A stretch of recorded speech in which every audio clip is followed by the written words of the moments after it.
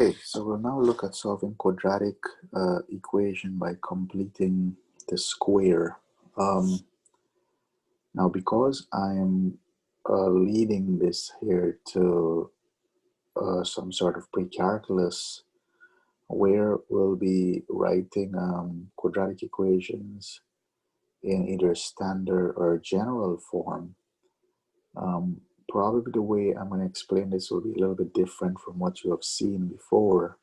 But I'll link the two so you can actually understand, or maybe I'll solve it the traditional way and then show you what the difference is as we move forward. Okay. So the first thing I like to do is recall what a quadratic equation is, right? So a quadratic equation is an equation, okay? Quadratic equations are equations written in the form ax squared plus bx plus c equals 0. As a reminder, to solve quadratic equations should be equal to 0, okay? And a cannot be equal to 0. The coefficient a cannot be 0. Okay? Now, completing the square is one of those lengthy methods of solving quadratic. So we have seen before where we have solved by factoring. We've looked at solve by quadratic formula. So most people stay away from completing the square because it's not difficult, but they don't like it's too many operations, dividing by 2, squaring, and so forth. Okay.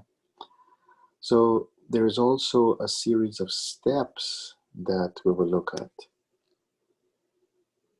So the series of steps is usually the summary here. So the first thing we want to do is write the equation in the form ax squared plus bx equals c. Now later on you will see that I will not do that, and that's what I wanted to point out here.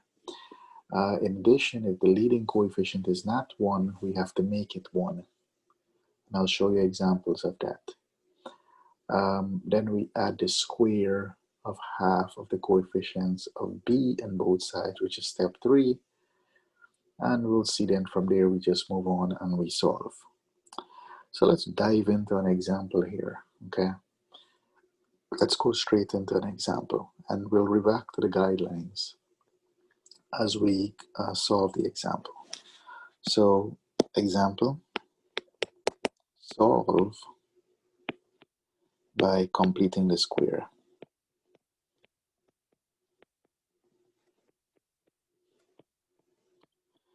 And make sure I say by completing the square because some of the examples we'll look at can be factored and you can always use the quadratic formula. Remember, the only two methods that guarantee, not the only two methods that guarantee to solve any quadratic is completing the square and quadratic formula. Factoring will not always work because if they're prime polynomials, it's not very easy to see what the factors are.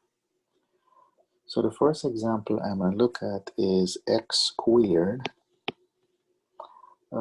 plus 4x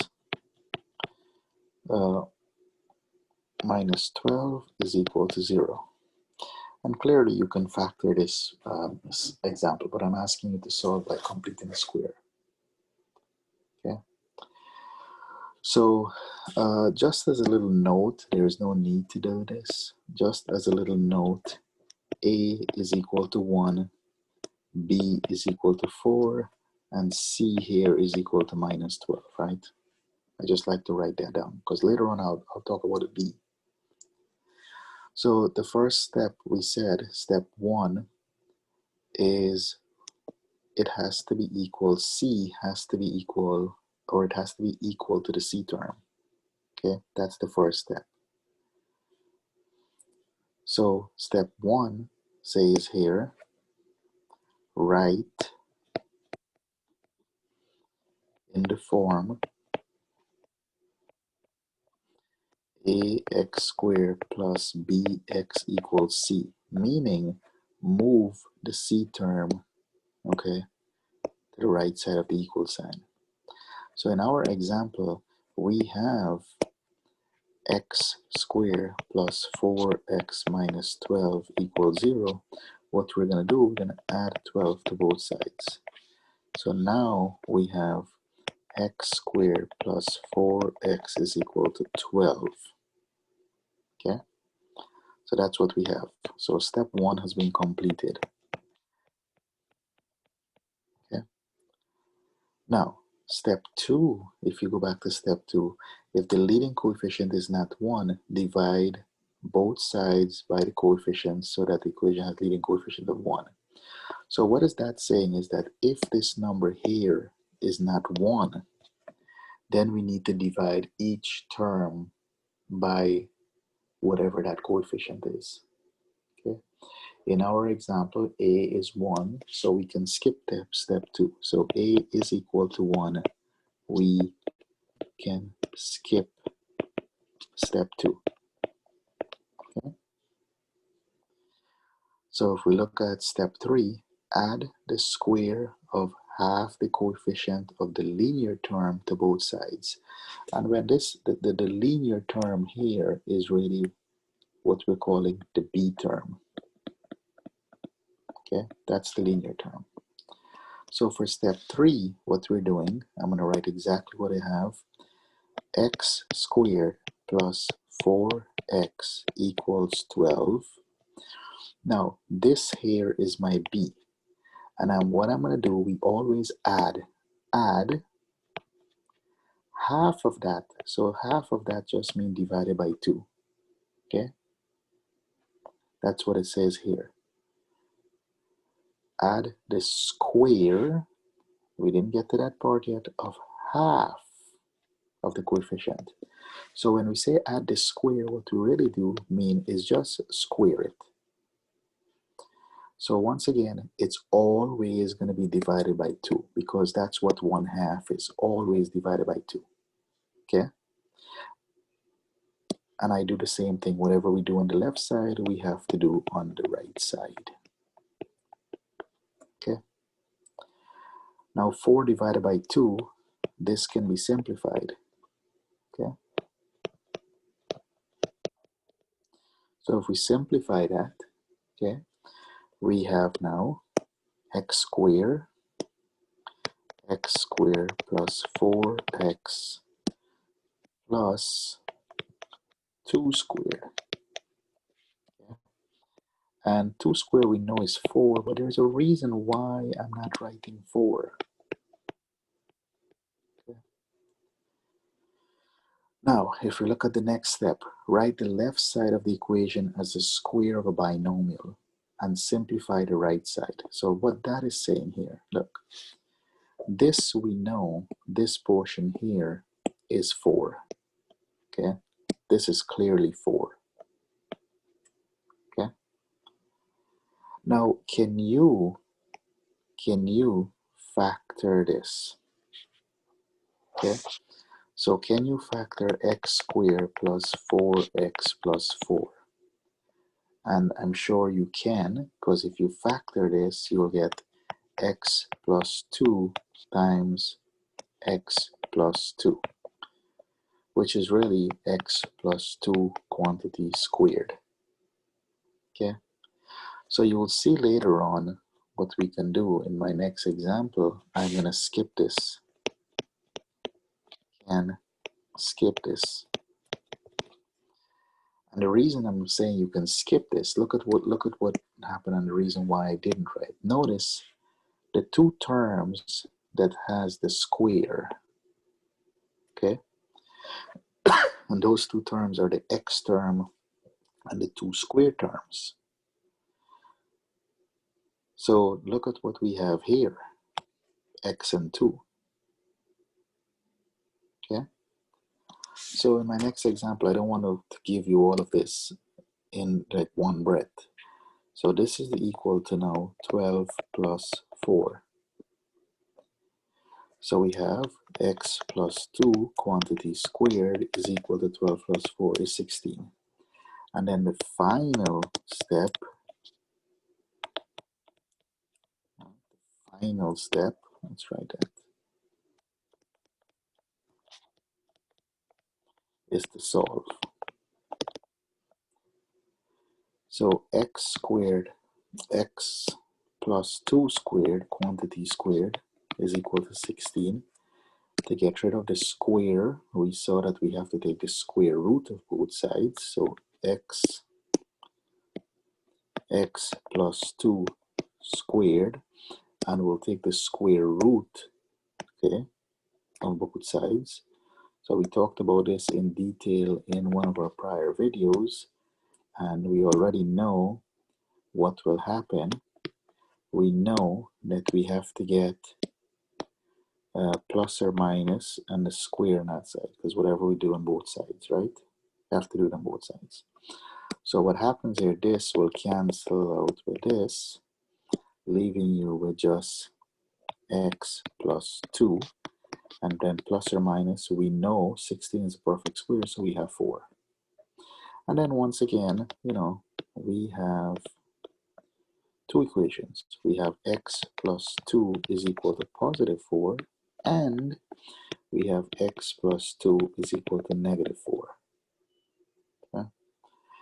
If we solve by subtracting 2 on both sides, we have x is equal to 2, and if we subtract 2 on both sides here, we have x is equal to minus 6.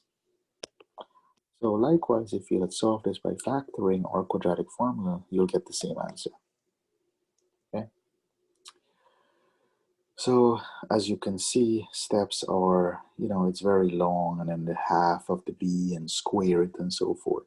Okay? So let's look at another example. So let's look at this example here. Solve by completing the square again. We have x squared plus 12x plus 27 equals 0. So remember, our first step that we're looking at is that it must be equal to whatever c is. So just as a little note, I said we like to write a here, b, and c. So a happens to be 1, b happens to be 12, and c happens to be 27, all positive. So we move the c, okay? So step 1, move c to the right side. So this becomes x squared plus 12x is now equal to minus 27. Step 2, right? A must be 1. In our scenario, in our example, A is 1, so we don't have to worry about that, right? A happens to be 1 here. It's already 1. We said if A is not 1, then we divide every single term by whatever the coefficient is. So this is done. Step 3, okay, step 3 is the complicated step. So I'm going to write what I have, x squared plus 12x equals a minus 27. Step 3 says, okay, take half of b, add it. We always add. So that means 12 divided by 2, and we must square it. Okay, always divided by 2 because it's always half of b. So this is b here, right? This is b. So half of that. So this can be simplified, 12 over 2, and I'm not going to square it because now I'm going to focus on what I wanted to point out to you. So this becomes x squared plus 12x, and we write plus 6 squared. And that is equal to minus 27 plus 6 squared. Oops. Let's stay consistency with our colors. Now, here's what I want to show you. Notice that which two terms has the squares, okay? So what I'm going to do, the shortcut to factoring this, the shortcut is we bring down the x, okay? We bring down the 6. And whatever this sign is, always the sign, that's the sign that comes down. And we now square the outside. Okay. Now you will notice if you want to try this on the side to do some side work, right? If you want to do some side work, see what's happening. This is the same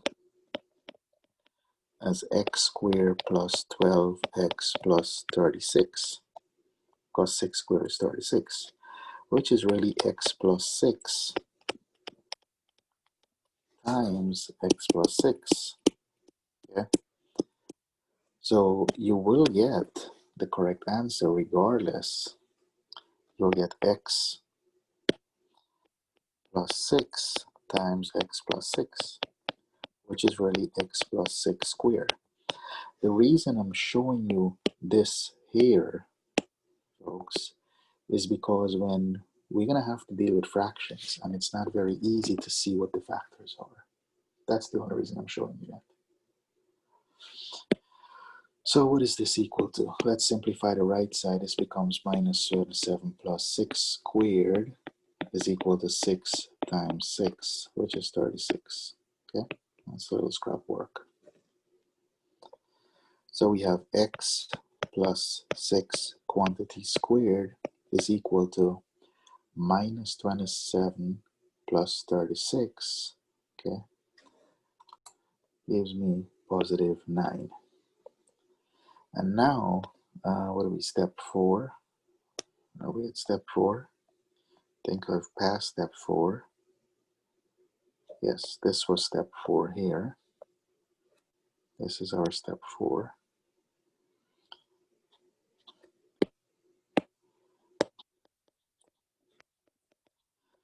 And then our step 5, which is the final step, which I didn't put it in the list of steps, is to solve. So to do this, we need to take the square root of both sides.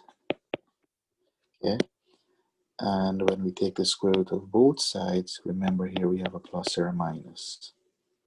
So what happens is that this square will cancel out that square root, leaving us with x plus 6. And then we have plus or minus the square root of 9. We know that's 3. Okay, if we don't know it, we simplify it. So here is where I break my problem into 2. We have x plus 6 is equal to positive 3, and x plus 6 is equal to negative 3. Solving for x on both sides. So x is equal to minus 3. And if we subtract 6 on both sides here, we have x is equal to minus 9. So my two solutions. Look at this example. So as a little note, I always like to write down what a is. It is equal to 0, so I can say a is 1, b is negative 5, and c is equal to negative 2. So we always start out by moving c to the right side. If we do that, we have x squared minus 5x is now equal to 2. Now a is 1 already, so we don't have to worry about dividing anything. So we skip step 2. In step 3, okay, we have x squared minus 5x, and that is equal to 2. In step 3, we take half of b and we add it to both sides. So this becomes 5 over 2, and we square it. Okay. 5 over 2, and we square it. And then in step 4, we factor the left side, okay, which is right the left side of the square of a binomial, and simplify. And this is what I want you to focus on. This term here is a square. This term here is a square. Notice that we cannot simplify 5 over 2 now. So this will take some more work for you to write it out and factor it. So what I'm saying is that you can simplify this or factor this, bring this term down without the square, bring this term down without the square, and always the sign that separates A from B. So now it's a minus, and we put the square on the outside. If you write this out the long way and factor it, you will get this answer, which is the same as 2x minus 5. Okay? And this is equal to 2 plus 25 over 4. Okay? 5 over 2 squared is equal to 5 over 2 times 5 over 2, which is equal to 25 over 4. So what do we have? We have x minus 5 half quantity squared is equal to 2 over 1 plus 25 over 4. And this you can combine to one fraction, which is 8 over 4 plus 25 over 4. Okay, this will stay. So we have x minus 5 halves quantity squared is equal to 33 over 4. And now we take the square root of both sides. Now is where we solve. Okay, so now solve.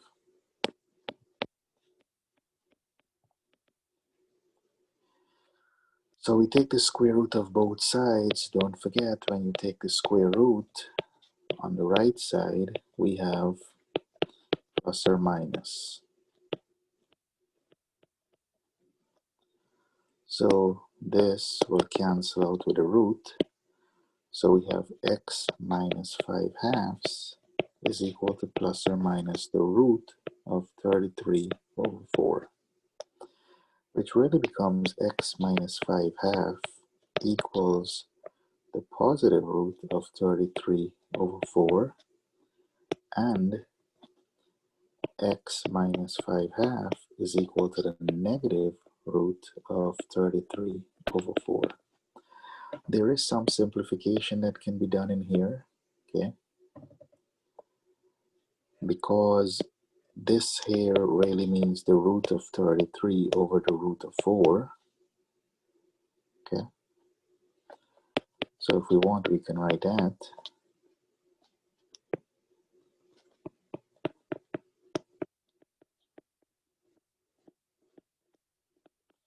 And the root of 4, okay, can be simplified. So we have x is equal to minus 5 half equal to the root, oops, I made a mistake here, x minus 5 half is equal to the root of 33 over 2.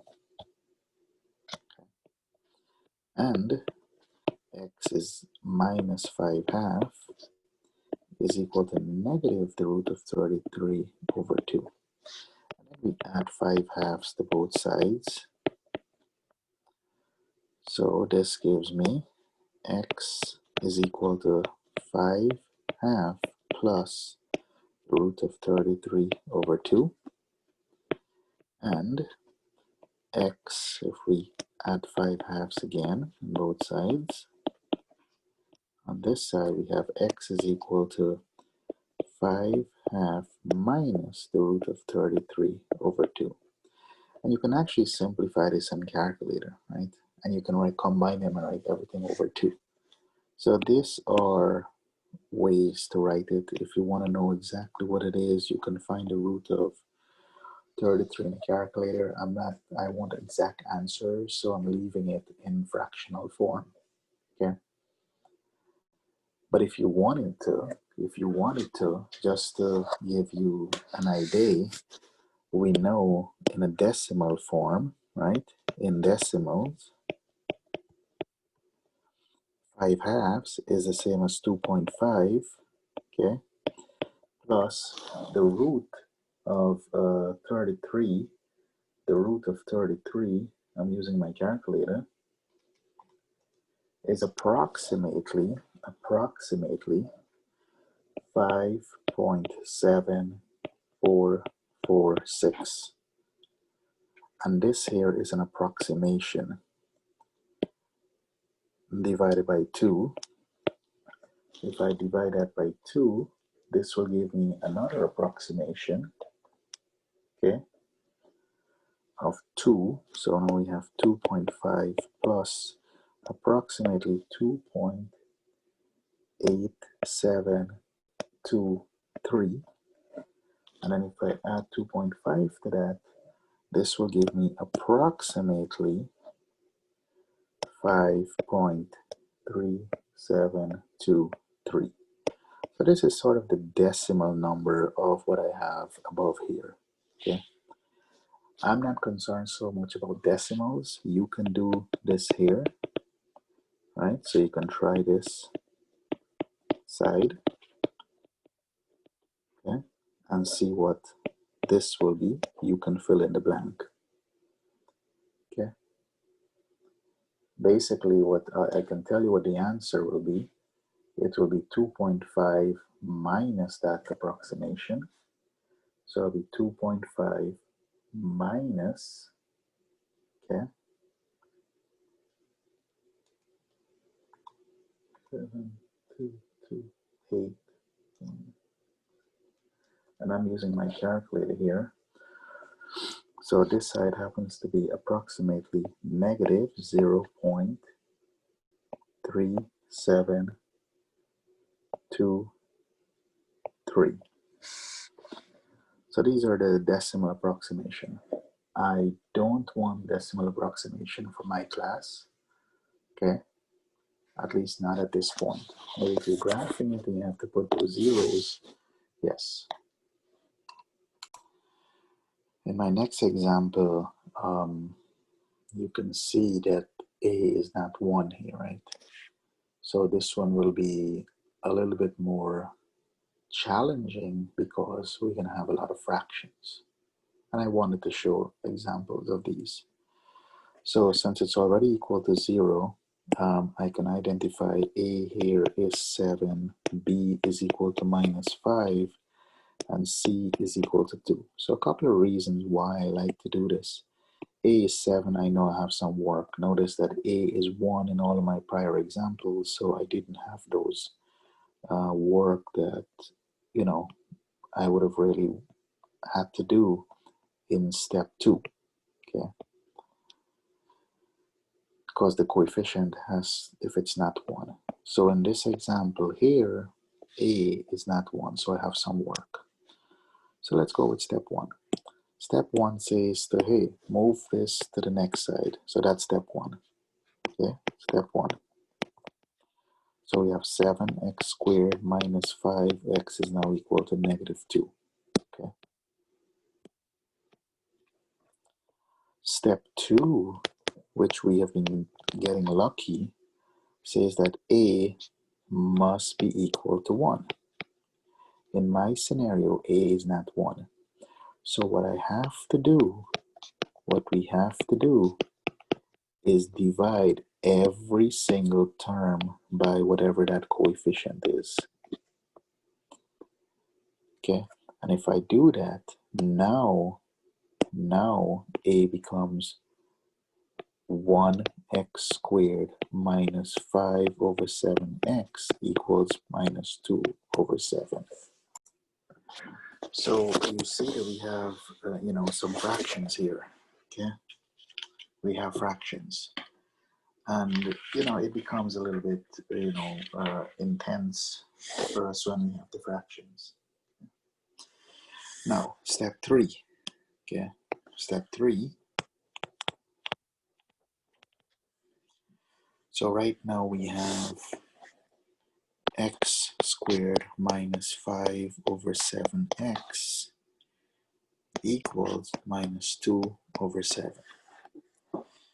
Now, step 3 says take half of b, and this is something else that I want to point out to you. Now, because b here happens to be a fraction, okay,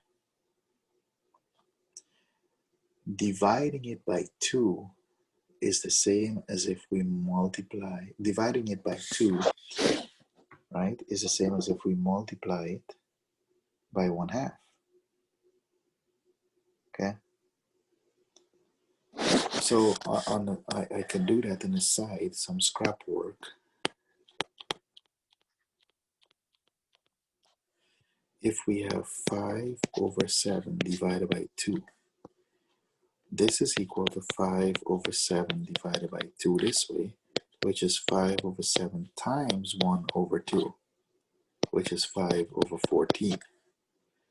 Okay? So whenever you divide by 2, it's the same as multiplying by 1/2. So this becomes, okay, squared. We know we have to square it. 5 over 14.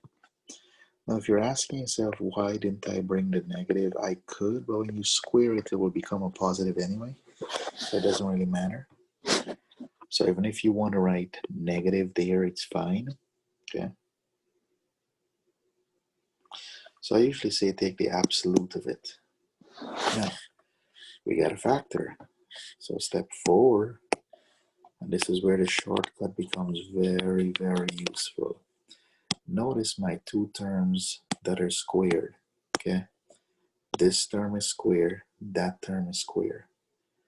So what I do in step 4, I bring down the x, I bring down the 5 over 14, and remember always the sign that separates the a and the b, so it's a minus. Now we put the square there inside. That is equal to minus 2 over 7 plus square of 5 is 25, and I get my old handy dandy calculator here. 14 squared happens to be 196. Okay.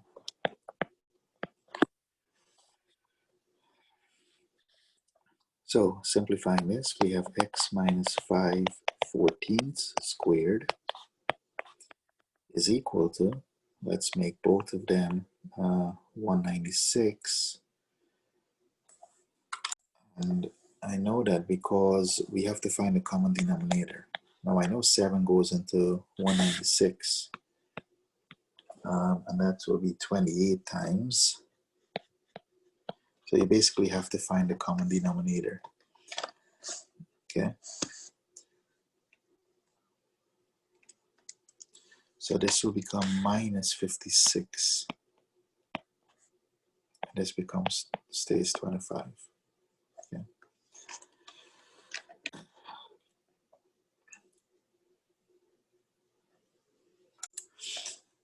We can still combine the fractions on the right side. So we have x minus 5 14ths squared is equal to, if you combine this and this, since we have common denominator, this becomes negative 31 over 196. And now we can solve this, right? Step 5 is to solve.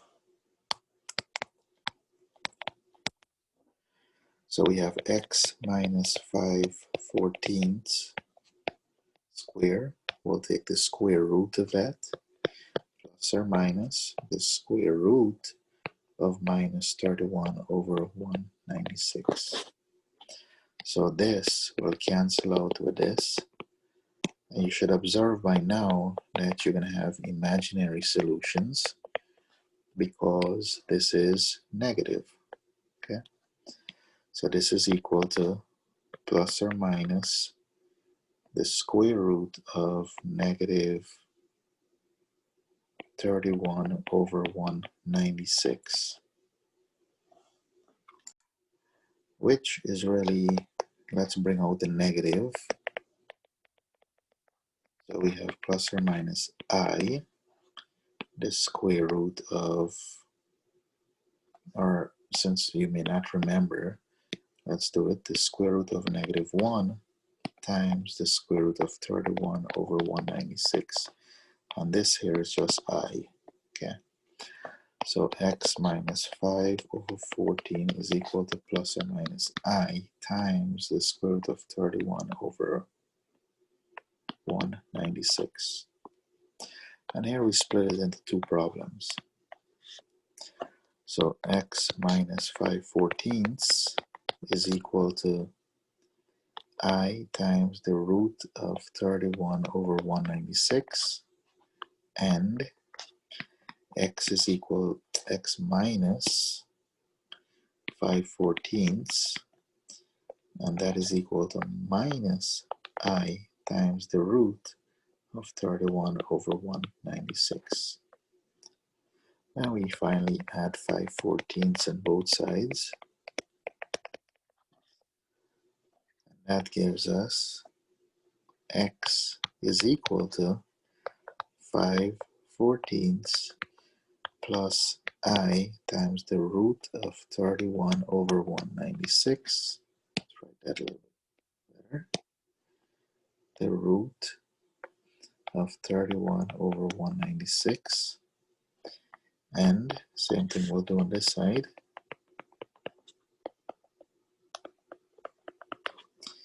X is equal to 5/14 minus I, the root of 31 over 196. And these are your two solutions, your two imaginary solutions, that is, right? Because there's an I in there, it's imaginary. So an example to show you what happens when A is not 1, and then sometimes you can end up with a lot of fractions, right? When A equals 1, this is a must. Okay? So these are examples on solving by completing the square. Not a method that most people favor, but we'll have to learn it when we do, or when we learn how to transcribe from standard form of a quadratic to general form, or general form to standard form. Okay, so I hope these few examples will help you with your work. Okay, and that's where we'll stop for now. See you next time.